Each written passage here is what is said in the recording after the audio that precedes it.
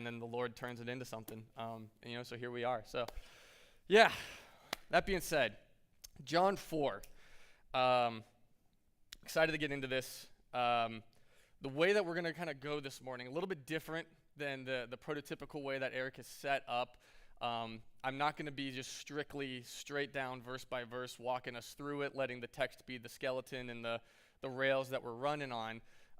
By no means am I just going to go preach something else. We're preaching the text, but we're gonna read it one more time, get the story and the picture of it in our heads. We're gonna put a pin in it. We're gonna do a little bit of work, and then we're gonna come back, right? And then we're gonna look at it again, do a little bit of work, and then come back. And by the time we get back at the end, I hope that we will be positioned for the absolute waterfall of God's grace that is here for us at the end of it to just land. So that's where we're gonna go. That way all you type A people that really need the picture and you want the notes, I don't have bullet points, but you can get a roadmap and know like, okay, here, there, and then we land, right? So that's the plan. So here we go. Let's go back over it one more time. I'm just gonna start at 46, but just doing the section of the official son, and let's just get it one more time in our heads. So he came again to Cana in Galilee, where he had made the water wine. And at Capernaum, there was an official whose son was ill. When this man heard that Jesus had come from Judea to Galilee, he went to him and asked him to come down and heal his son, for he was at the point of death. So Jesus said to him, "Unless you see signs and wonders, you will not believe." The official said to him, "Sir, come down before my child dies." Jesus said to him, "Go, your son will live." The man believed the word that Jesus spoke to him and went on his way. As he was going down, his servants met him and told him that his son was recovering. So he asked them the hour when he began to get better, and they said to him, "Yesterday, at the 7th hour, the fever left him." The father knew that was the hour when Jesus had said to him, "Your son will live," and he himself believed in all his household. This was now the second sign that Jesus did when he had come from Judea to Galilee. So I want to talk about John's gospel, period, for a second. We definitely introduced this idea with the intro video that we did at the very beginning of it. Eric we've talked about it, we've danced around the idea a little bit, but there's some aspects of John's gospel that I want to remind us of and walk us back through because it's very relevant to why this passage is what it is.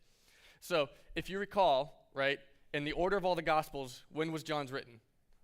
Last. John was the last gospel, and it wasn't by a little bit. He wasn't just like, dang, Peter beat me on the proof copy. A week late. Like, he was multiple decades, 20, 30 years, 40 years even, depending on dating, later than everybody else, right? The Acts and the Pentecost and the giant spread of the gospel had been happening. It had been exploding all over the Middle East and Asia and extending west and east and south and north like crazy. They had already gone through all of the, okay, what do we do about the Gentiles? Do they got to be circumcised? Do they got to follow our dietary laws? And Peter's like, I think they should. And then Paul's like, no, dude, they shouldn't. And Peter's like, okay, I think they shouldn't, right? And then they're like, we're just going to go ahead and put this out. But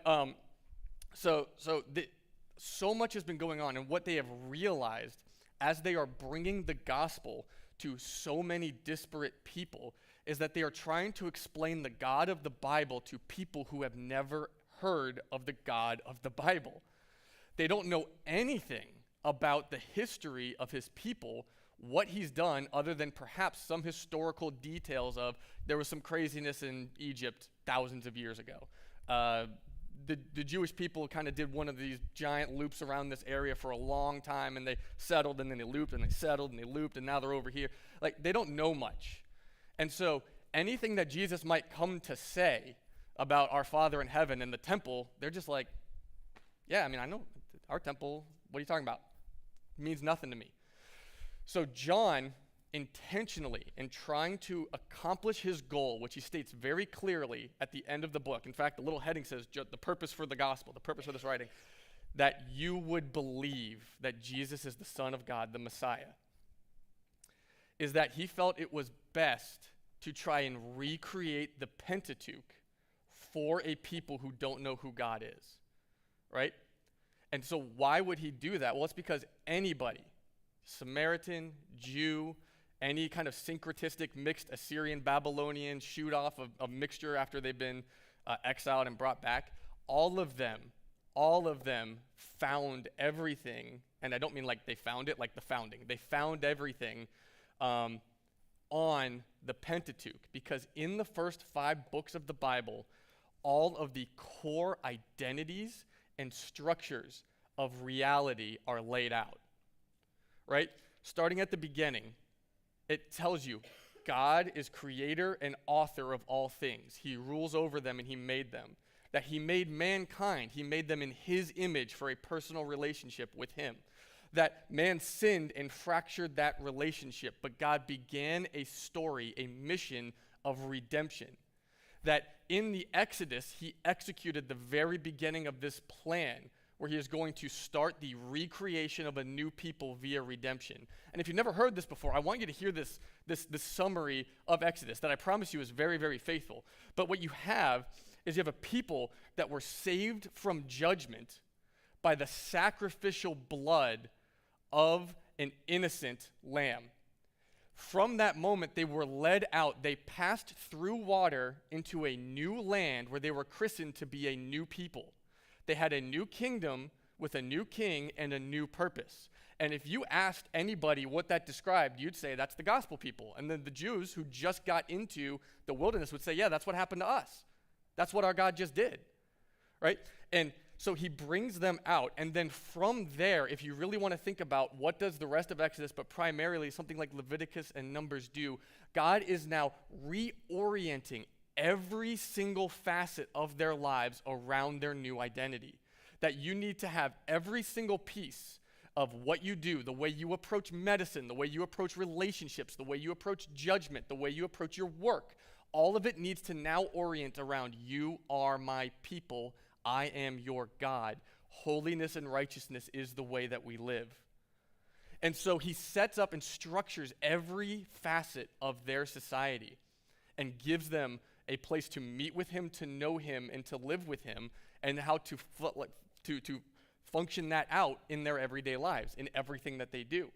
And so from there, from the Pentateuch, literally the rest of the Old Testament is watching this play out. You will watch the ups and downs as Israel is succeeding and failing at living in this new identity with their God. And all the while it is showing us, it's pulling out the need that for the perfection of these things to come. Clearly this is not the perfection of these things, because it's going like this. It's not working. It's not final and total and infinite. And God is promising the whole way that it is coming. I'm going to do these things. These are but the shadow. And so if Jesus is going to show up and say, I am the revelation of these things, I need to know these things. I need you to come into my reality and help me understand what is true reality. Who am I? Who is God? What's the point? And how does all of this play out? So John's not really making any superfluous choices here in his gospel structure, which is why it is what it is, and stories are in totally different places than they are in other gospels. He has intentionally been trying to give, and when I say recreate the Pentateuch, I don't mean literally note for note, like the exact thing. He is taking conceptually what the Pentateuch has done and recreate that for a new people that are receiving Christ for the first time. And so even just imagine this. John here labels this act as the second sign that Jesus performed. He says later that there were many signs that Jesus performed. This is barely a selection. But why is he numbering them, and why is he ordering them up? Right? He is taking a note-for-note move from the Exodus. God, again, intentionally set up a defining conflict in the 10 plagues. Jesus here is being set up with an intentional demonstration in the 7 signs, right? If we look at what the 10 plagues really were in this moment, God is standing up against every single structure in the current greatest nation in the world and the largest, most powerful, most recognized religious structure to the known world, where they have taken every bit of their lives and their reality and said, okay, I have all of these fears and anxieties, I have all of these uncontrollables, I have all of these needs and desires, and I have set up for myself all of these gods to correspond to my needs, that I would try to worship them, appease them, and get them to come and find peace and comfort and blessing for life. And so he goes up toe to toe intentionally. It's a fascinating thing to look up how each plague actively attacks a specific god of Egypt, right? Like he's going against Horus and Nut and Gev and Ra, the sun god, right? He's going against all of them very intentionally because he is standing up and saying every single thing that you have created is complete and total garbage compared to me. I am God and there is no other. I stand above it all. I hold the power. I rule. I reign. And none of you can challenge or stay my hand. And it's judgment on Egypt, but it's really a call of mercy on Israel to say, come to me. Don't run to these things. Come to me. I am the one that is these things. All of these are false hopes and empty cisterns that you are begging to try and save you, and none of them have anything to offer. And so he's demonstrating, I alone am God in this battle that he's set up to eventually free his people and call them his own. So when John's got these 7 signs here, and every single one in a different way, Jesus is standing up and saying, I am God. I'm not prophet, though I do that. I'm not diviner. I'm not imbued with a momentary divine power like your Moses, like your Elijah, right? Like all these guys that did some supernatural, miraculous things by the empowerment of God and his angels, right? Like a Joshua, like you name it. It's replete with it in the Old Testament. But he's standing up and saying, I am, right? I am. I do these things. I am these things. I am the one, right? So, John is very intentionally crafting his gospel in these ways. And so I want us to take that. I want us to come back now to this passage. Let's start to work through it before we jump off one more time. So, he came again to Cana in Galilee, where he had made the water to wine. And at Capernaum, there was an official whose son was ill. So, for anyone who doesn't know, Capernaum, Galilee. Depending on the route you took, that's 16 to 20 miles. It's a pretty good distance, especially then because we're not paved roads all the way around everywhere. Depending on the livestock and what I'm bringing, possibly walking, it's a long time. It's a far distance, right? So a guy in Capernaum hears Jesus has come back to Galilee. A lot better than the trip to Judea. So I got options here. He's about as close as he's going to get to me. When the man heard that Jesus had come from Judea to Galilee, he went to him and asked him to come down and heal his son, for he was at the point of death. So I want to do something here for just a second. In magic, as in like the art of magic, performative magic, it's called closing doors. It's like when they go, see, there's nothing up my sleeve, or this is really a different deck of cards and every card is different. It's called closing doors. They are getting rid of explanations for the trick before they do the trick. That way in your mind, you already go, okay, well, it wasn't done that way, right? So you're not thinking that the whole time. I want to close a door here real quick. When the official comes to Jesus and says, I need you to heal my son, he is at the point of death. Every parent in here understands how that could be a dramatic confusion. At the point of death versus really sick and I'm scared. Two very different things, and I think all of us are very quick to get a little catastrophic when our kids get sick, especially when they get like really sick or really hurt. We're just like, oh my gosh, this is bad. Oh, this is really, really bad. Oh, we need the doctor. Oh no. You're WebMDing and you're like, it's all the worst things. It's got to be the worst. There's definitely some kind of, and you're reading something that hasn't had a proven case in like since 1966. And you're like, it's definitely that. The symptoms are perfect, right? But for them, for these people in this time, death was a normality, not an abnormality. I'm not going to say death is an abnormality for us, but quick show of hands, how many people have literally seen someone die in front of them? Pretty small amount. We do have a decent amount of medical staff here, but pretty small amount. And the more I think if we were bigger, the percentage would actually decrease, not increase, right? We don't witness death in our lives. It's not a normal thing for us. People go somewhere to die in our society, and we're generally not there. And when they do, it's also definitely not the same way where it's like a full-blown natural death all the way through, which is, from what I've heard, not at all like the movies. It's not pretty, it's not quick, it's not a breath and a turn the head, Boromir, right? Like, it's not. It's pretty traumatic. It's bad, right? They all died at home at this time, right? Like, you died in your bed and everybody was there. Or if you died on the road, everybody was there. They watched women, children, infants, old men, young men die all the time. They know what it looked like. It wasn't a guess. The doctors there also, for as limited as their medical knowledge was, knew when it was, I got nothing. This is the death I've seen 10,000 times since being a doctor. And the guy's like, this is the death I've also seen 50 times since being alive. He's going to die. We don't have anything for it. Right? This is not an overreaction. This is not a guess. There is no explanation to this of he just turned the corner on a bad fever. Right? He knows that his son is dying. Right? Which also leads to the choice.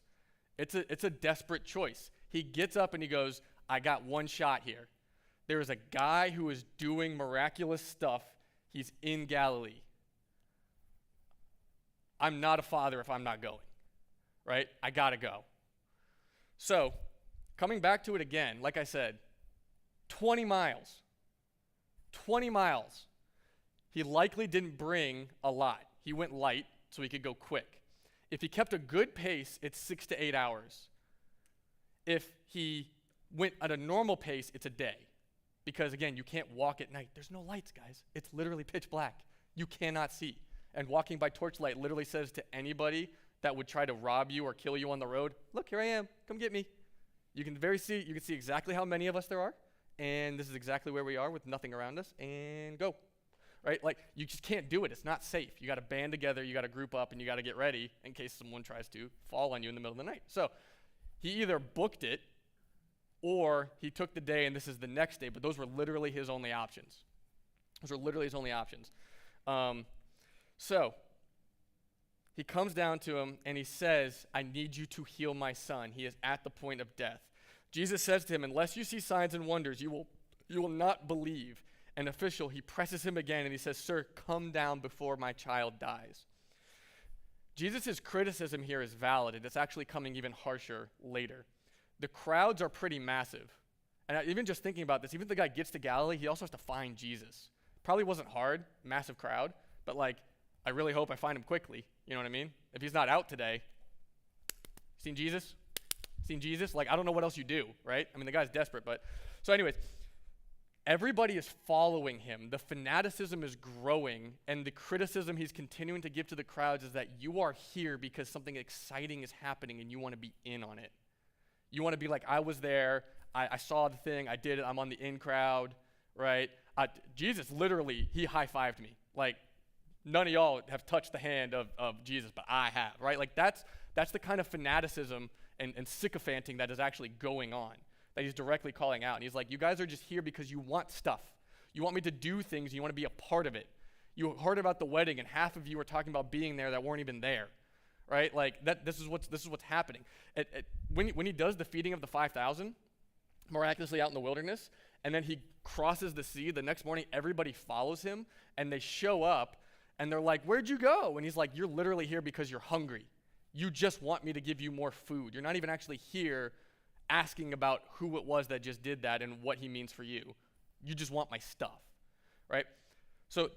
It's not a harsh thing, and of course, this conversation, Jesus doesn't really have one-on-ones unless it's really late at night in a tax collector's house, you know what I mean? Like, Nicodemus, we just read that. Sorry, not tax collector, Pharisee. So I mean, this is in a group, right? And he's like, hey, I just came from Capernaum. My son's going to die. I need you to come heal him. He goes, you won't believe unless you see me do stuff. And he's like, I need you to come and heal my son. Like, Sure, please, right? And then Jesus, unlike what he's done up until this point, does not agree to go offer any kind of, physical showing of the manifestation of it, doesn't touch, right? Like all the other healings at this point, he says, go, your son will live. The man believed the word that Jesus spoke. I think it was his faith, but I think also he's kind of like, what choice do I have?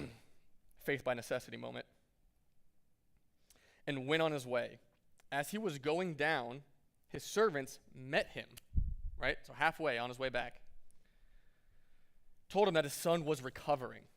This is miraculous. Again, I was trying to close that door for you before. This is no joke. And so we asked them the hour when he began to get better, because he wants to know what happened. They said to him, yesterday at the 7th hour, noon, the fever left him. And the father knew. Father knew that was the hour when Jesus had said to him, your son will live.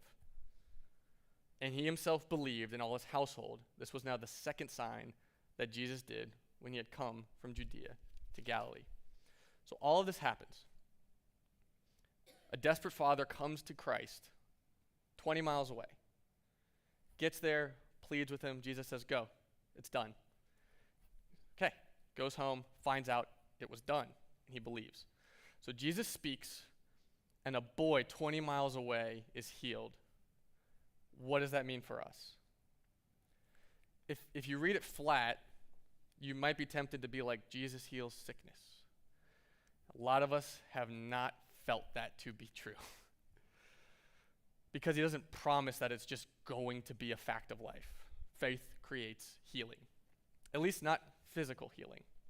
The spiritual is promised in this life, but the physical is not. It can happen. It does happen. It's not the guarantee of Christ.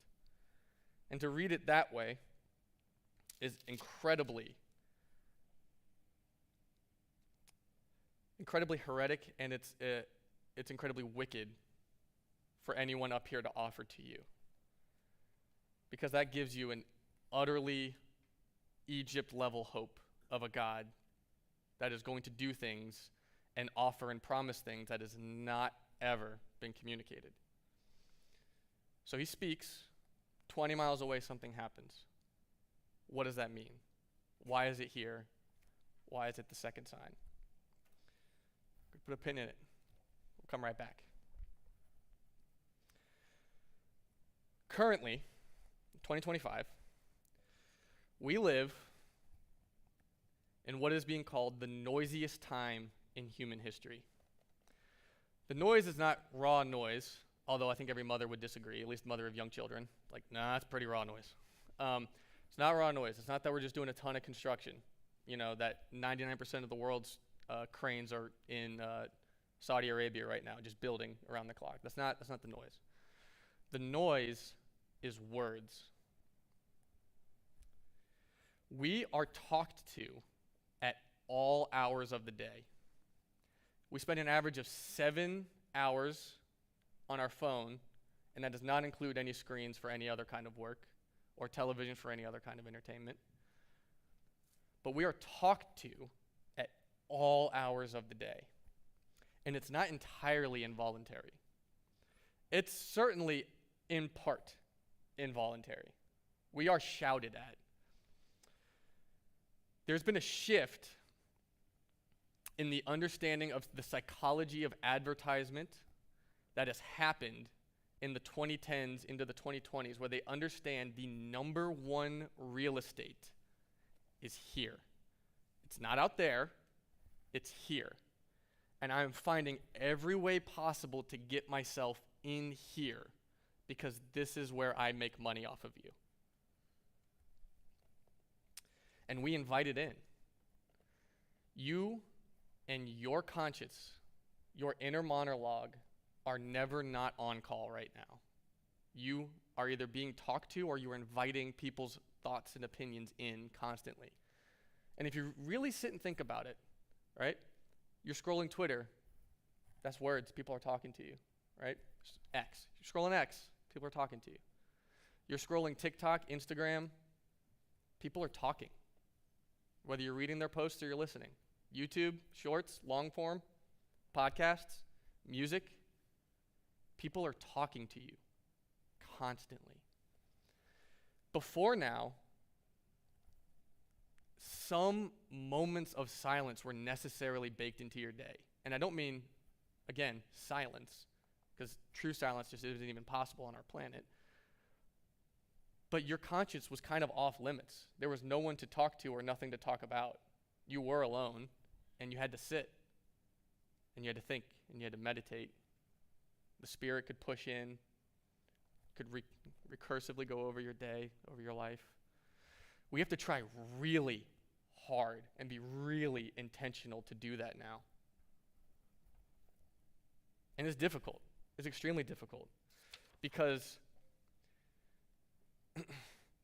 if I can, when I sit silent, when I'm left alone with my thoughts, which is now a running meme of the young generation, of keeping the thoughts away and keeping the silence up, right? What starts to come forward is uncomfortable.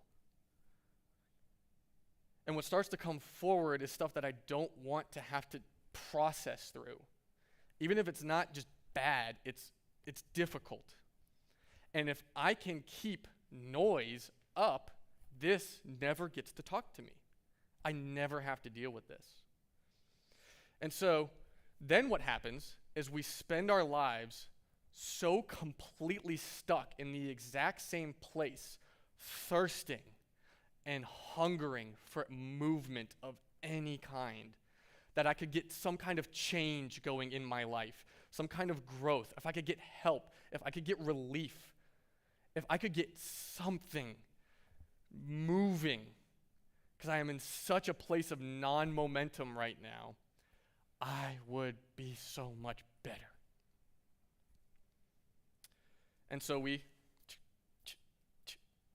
and tell me how many hours you haven't seen of person sitting in living room talking with words on the screen. How many hours of guy or girl sitting in their car and it's framed through the steering wheel while they give off their little pontification of stuff. And then you hear it and you're just like, moment of absolute clarity. That's it, right? I just need to enjoy life. It's so simple. I can't believe I wasn't doing this. Like, solved.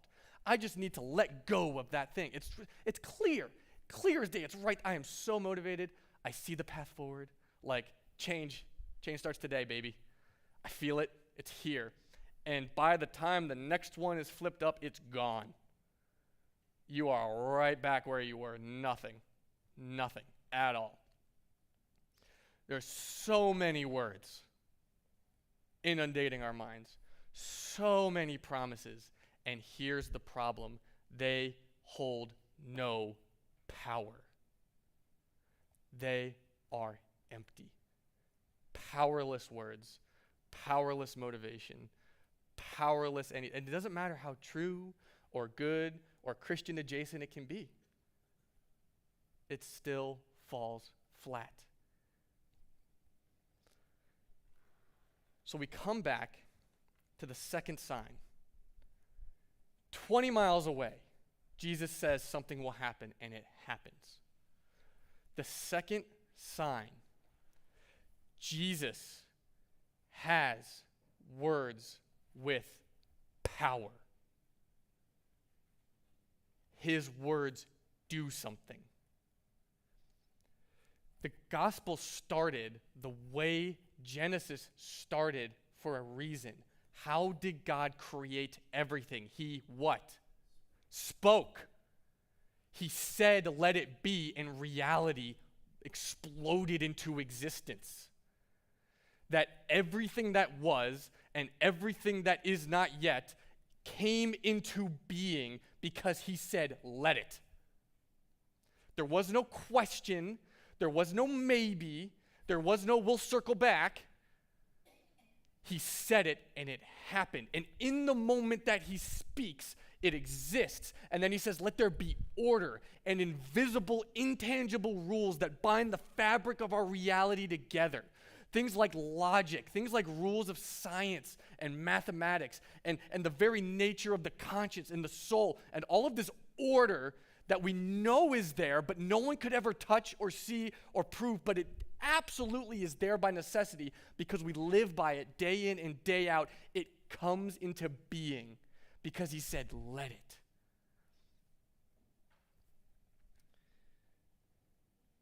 God has the power of creation in his very voice. Jesus demands that the fabric of reality obey him, shift, change, move, become, and there is no response other than yes. See, Jesus said, go, your son will live. He didn't say, go, your son might live. Go, I'll pray that your son will live. Every other prophet in the past could not speak with that kind of confidence. They could only beg God to do things and say, I believe he will. Jesus can say it will because when he says it will, it will. There is a difference here. Jesus is standing up and standing alone outside of every other human being on the planet here. Okay? No one but God can stand over all that exists and say, do what I say, and it does what he says without question, without restraint, and without hesitation. It moves. And so where we are is if I were to try and hazard a guess at what God's words to me are most like, what his opinion of me is most like, I am probably, if I were honest, going to tell you it's something like irritation or frustration or disappointment or maybe regret or sadness. Why are you still like this? How have you not changed yet? Are you really the same old Josh doing the same old things? I thought you knew better. I gave you the word. You've been a Christian for a long time. What more do you want from me? You should be better by now. I expected more of you. Because if I were to try and imagine someone else in a relationship with me like this, I can't picture someone with the absolute ocean of kindness and patience and love and forgiveness that he says he has for me. It's got to run out eventually. Like, there's no way that it's that much. You know what I mean? Right? Like I can't really get by. So what I'm telling myself, my powerless words that I'm ready to believe, that are on my internal clock, are that this is what he's saying to me. These are the words that are probably coming down from on high. That's all that makes sense if I'm putting together the narrative. Okay? But the problem is the scriptures could not disagree more. Okay? Jesus speaks his words of power, the very words of creation. He speaks them over you and he speaks them for you. He does not wield them against you. I'm going to say that again. Christian, he speaks with his words of power over you and for you. He does not wield them against you. In Zechariah 3, and this is plastered through the scripture. I'm going to run through it because it's so incredible. In Zechariah 3, we get a picture where Joshua, the high priest, is standing before God with utterly filthy robes depicting how his righteousness, how good he is. And Satan is standing there accusing him. This is a battle of words. He says, see, he's terrible. He has no business here. You should forget him. You should abandon him. Judge him anything. He is not allowed. He is not a good pick. You do not want him. You cannot love him. And Jesus' response is rebuke. It's not an action, it's his words. He says, silence, Satan. No. He is mine. He is chosen. I love him, and he is clean in my eyes. And he commands his angels, get him new robes, make him clean, put the coal on his tongue and make his lips and his words pure. Bring him to me exactly as I have made him to be. Pure, clean, spotless, mine. He tells Satan literally, shut up. You are not allowed to talk before me in that way about my son. In Hebrews 4, it describes Jesus as our great high priest who intercedes, that is words. He intercedes for us constantly, as in his never-ending work is to stand before God and plead on your behalf for you in front of him, asking God, more grace, more mercy, be kind to them, be good to them, bless them, answer their prayers, bring forth the change that their heart is longing for, comfort them, give them rest. God, do these things. My constant intercession is on their behalf, not against them as their judge. In Romans 8, the Spirit intercedes for us, saying that when you pray, even the Spirit rises up in prayer for you, speaking out the longings of your heart before God on your behalf, over you, for you, begging God, more grace, more of the Son, more transformation. Give them all that you have promised. John 17 is an entire chapter of just Jesus praying for us. And I'm really excited for us to get there. And maybe we'll take more than one sermon to do it, but the amount of things, the way that he talks for us, the way that he pleads with God for us. Go review it this week, today, whenever. See what it looks like when Jesus is going before the Father to speak for you. Right? It's not angry. It's not frustrated or irritated or disappointed. It is full of hope. It is full of desire. It is full of love and loving kindness for you. John's purpose is that you would see the signs and believe that this is God. But he is not just God, he is your Messiah. Right? He is your Savior. God, your Savior. Jesus is no mere man. Jesus is no strong religious being or prophet. Jesus is God-man. It's only this Jesus, the sacrificial lamb that would come in the flesh, offer his life up for you, and then spend the power of his words speaking over you and for you all the days of his life until you reach home. Christian, this is your God. This is your Savior. And my hope for us in this passage is that it would clear away the fear, the resistance, the obstacles to just come to him, to draw near to him, to make space to get silent and listen to him. Work through the difficult that comes up and then let him wash all of it over you, everything that he has for you. There is never a time that he is not in your corner for your favor. Even in his conviction, it's always to draw you near. It is never to push you away. So, I pray that would be our response to this passage, that would be an encouragement for us to go forward, to draw near to our God, to know that he is for us. And as Romans says, if he is for us, then who could be against us? Especially not even ourselves. Let's pray. Jesus, we are so thankful for you. God, we are so deeply and desperately in need of you that we are drowned out.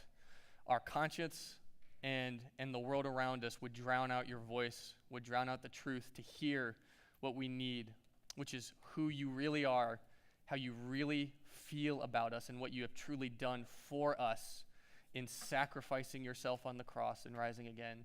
That in all of those things we could know that we are saved and that we are called, and that there is nothing stopping us and nothing stopping you from drawing near and growing in a relationship and growing in sanctification to you.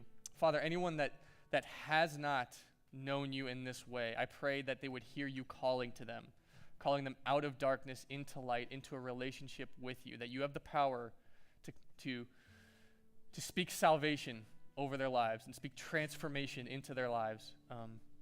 and that you would continue to just draw us